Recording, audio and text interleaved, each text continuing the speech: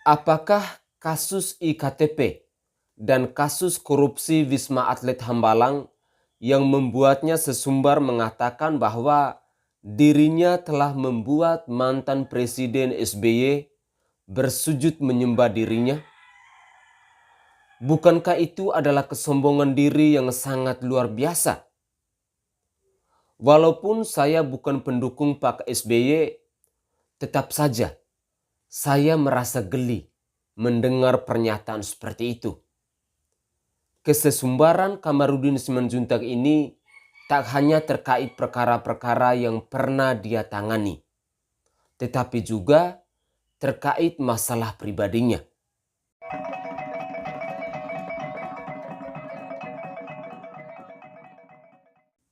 Saudaraku sebangsa dan setanah air, kasus pembunuhan Brigadir J tak bisa dipungkiri adalah kasus yang bisa diibaratkan sebagai durian runtuh bagi Kamarudin Simanjuntak.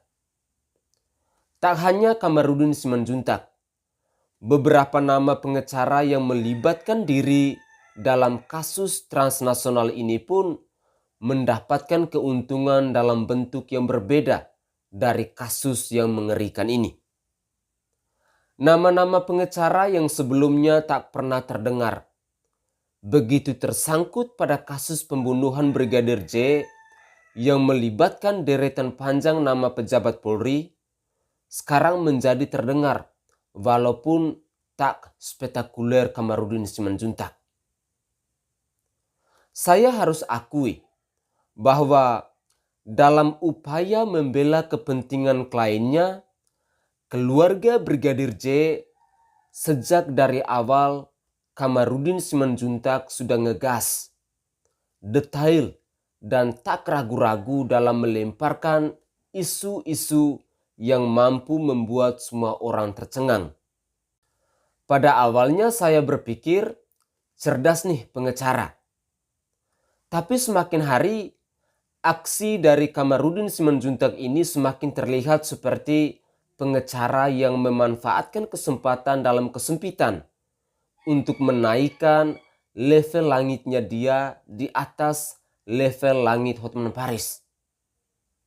Masih ingatkan peribahasa di atas langit ada Hotman Paris?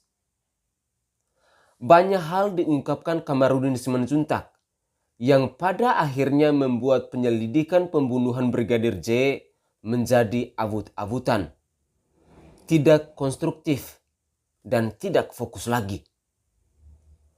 Polri diserang sedemikian rupa dengan 1001 kejadian dan informasi baru yang kadang tidak relevan dengan kejadian diselorohkan oleh Kamarudin Simanjuntak.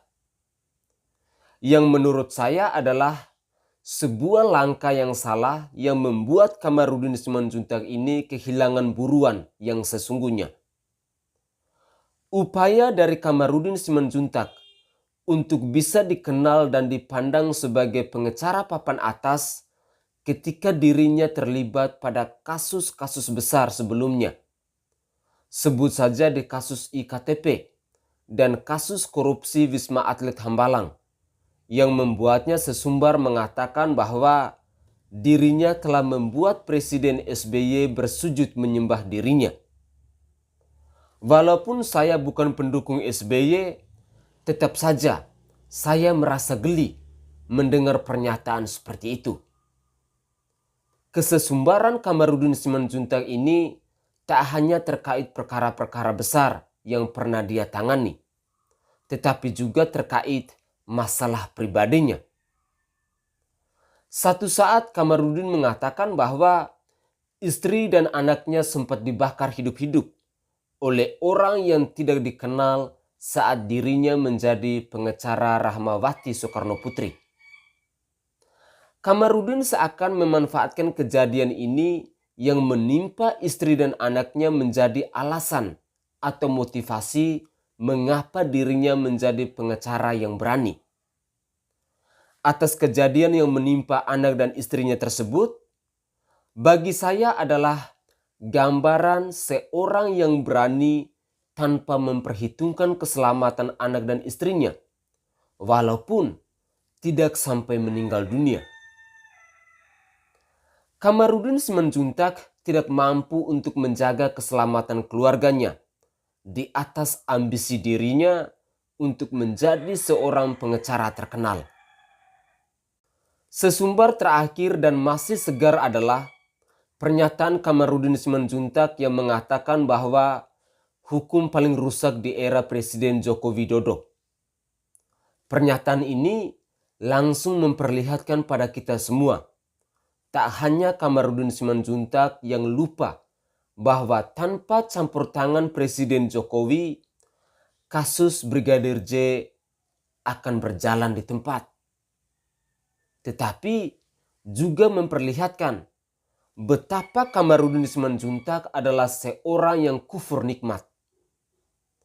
Kamarudin boleh saja lulus S1 hukum dengan predikat cum laude, tapi melupakan sejarah penegakan hukum Indonesia di era Soeharto, langsung mengebiri status cum laude yang pernah diraihnya. Alih-alih mensyukuri bahwa peran dan sosok Kamarudin Simanjuntak menjadi begitu terlihat karena kasus pembunuhan Brigadir J menjadi perhatian Presiden Jokowi. Apa yang dilakukan Kamarudin Simanjuntak malah menyerang dan menyalahkan Presiden Joko Widodo. Mungkin orang berpikir bahwa Kamarudin Simanjuntak adalah seorang pengacara kawakan karena keberanian yang dia perlihatkan. Namun, jika dilihat dari profilnya, Kamarudin Simanjuntak baru lulus dari S1 Fakultas Hukum Universitas Kristen Indonesia Jakarta pada tahun 2000 di usia 26 tahun. Jadi, getirnya nasib para pengacara dan praktisi hukum di era Soeharto tidak pernah Kamarudin Simanjuntak rasakan. Bahkan, sepertinya Kamarudin Simanjuntak menolak untuk membaca dan mengetahui sejarah perjalanan penegakan hukum di era Soeharto, yang kemudian membuat dia begitu kepedean untuk mengatakan bahwa hukum paling rusak di era Presiden Joko Widodo. Saya selalu mengatakan bahwa seberapa bagusnya prestasi seseorang dalam bekerja ketika orang itu memiliki attitude dan etika yang nol besar, maka seluruh prestasi yang dimilikinya akan menjadi nol besar juga. Kita bisa bekerja dan mempekerjakan orang yang kurang pandai, tapi beretika dan beretitude yang baik. Dan sebaliknya, banyak orang pintar dipecat karena tak memiliki attitude dan etika terhadap perusahaan, atasan, dan marwah dari pekerjaan. Dan seperti itu pula yang sekarang sedang kita lihat pada diri Kamarudin Simanjuntak ini. Ferdinand Huta Hayan mengatakan bahwa makin kehilangan simpati, melebar kemana-mana, kesan arogan karena publik berempati kepada Brigadir J. Sebagai pengacara pihak korban, sedianya Kamarudin Simanjuntak tetap fokus pada upaya pengungkapan kasus. Jangan melebar kemana-mana karena bukan hal yang mustahil jika di satu titik ada satu kejadian yang justru bisa merugikan pihak korban.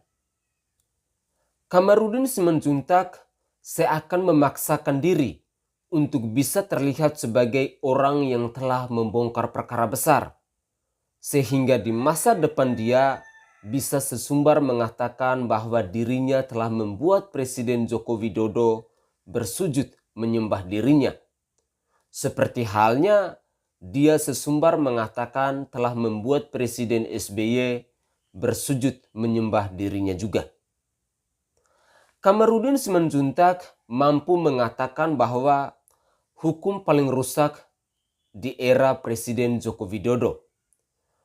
Pertanyaan saya untuk Pak Kamarudin Simanjuntak, di zaman siapakah atau di zaman presiden yang mana penegakan hukum di Indonesia ini lebih baik dari era Presiden Joko Widodo? Dan pernyataan Kamarudin Simanjuntak telah menghakimi kualitas hukum. Dia katakan dalam bentuk umum, bukan kasus per kasus. Apakah ada penonton yang bisa membantu Kamarudin Simanjuntak untuk menjawab pertanyaan saya ini? Silakan tinggalkan jawaban Anda atau kritik dan saran Anda di kolom komentar. Salam hormat, salam NKRI, salam Nusantara. Tetaplah menjadi pribadi yang kritis dalam menjaga keutuhan bangsa dan negara ini.